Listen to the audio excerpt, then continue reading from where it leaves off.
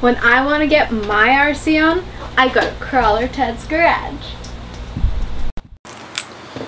Alright, SS Louis was out at the hardware store and he's come up with another method for wheels and tires on the trailer. Using the same sort of setup as I did with the Delrin. So it's 3/8 sheet Delrin, flat Delrin, and he's going to add it along here and then mount the wheels into that. So he picked up these, they look like almost like a shopping car wheel or a caster. And super hard, but they are rubber, so those would be great for trailer tires. Like you'll be able to haul anything, man. Whatever you could put on the deck, I guess, is if you had a little extra rigidity on the deck, you could stand on it and pull yourself around. That's the intention. No one wants to walk through an urban assault. Yeah, exactly. Another Crazy Joe trailer, man.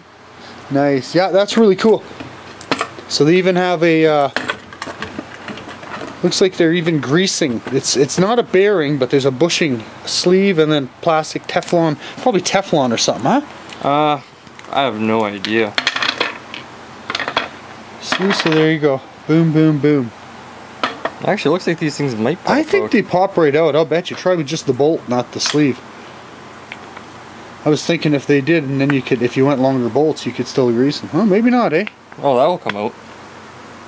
Oh yeah. It could be. I don't want to because I'm going to use it. Yeah, that's the thing. Yeah, you need those. So yeah, that should work good too. And a nice rigid tire. He's not going to have to worry about it going flat, sitting there and going flat when he's got a load on. That's for sure. Awesome. Try and line this up so you can see. If you're not one to do tires up, you're about to find out. So see, all I do here, I just take and fold the foam over. Stick it inside the tire, and then you pop it back out into shape. And I'm going to work this around and around because I want to make sure, oops, I just ripped it. I don't think it's going to matter. Got so much foam in there. I just want to make sure it's spread out evenly though, right? Are these directional? Don't recall. Okay, we're going to stuff that in there. Get this bead lined up. Dropped in there. Bam, check that out. So now I'm just going to, whoops, I had it, I lost it. I'm just going to set my bead lock ring on there. Because at this point I'm just going to get 2 screws in there.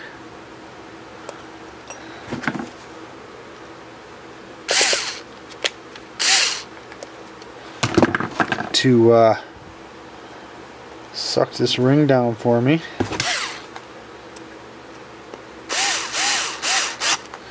There we go. And there we go. Okay, so 2 screws, that sucker's down. Now we gotta look at everything back here. Work the foam out of the way a little bit so we can drop the bead in there. Look at that. Bam! Like nothing, eh? How sweet is that? Okay, drop my ring in. Drop in 2 screws.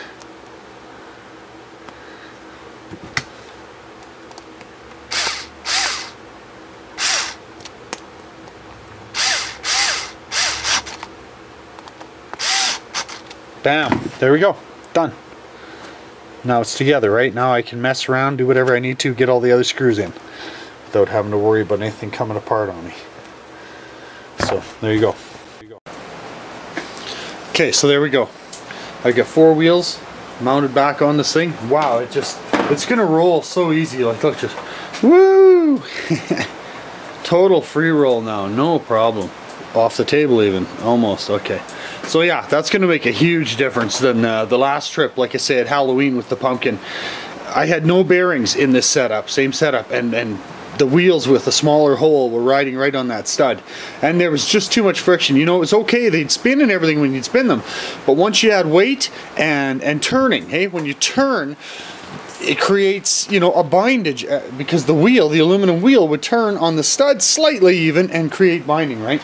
So with the threads and everything else, and like I say, the weight of the pumpkin. So now this is golden, man. I got lots of faith in this. I don't anticipate any issues.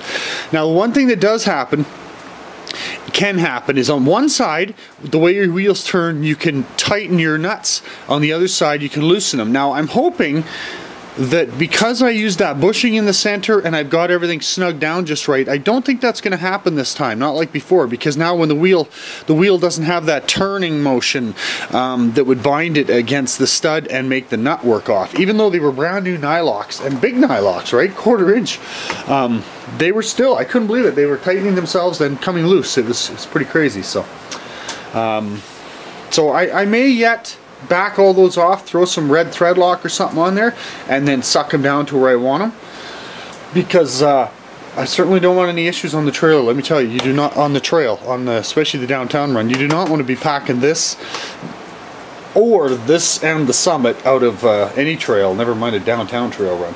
I've already done that once, and it's pretty heavy. JD strapped this onto his back. He's a trooper, man. And I strapped the Summit on my back and pulled it out. I think if it ever happened again, I'd just hook a strap to it, maybe back the motor off in the Summit and drag it out. Anyway, time to move on to Christmas tree installation.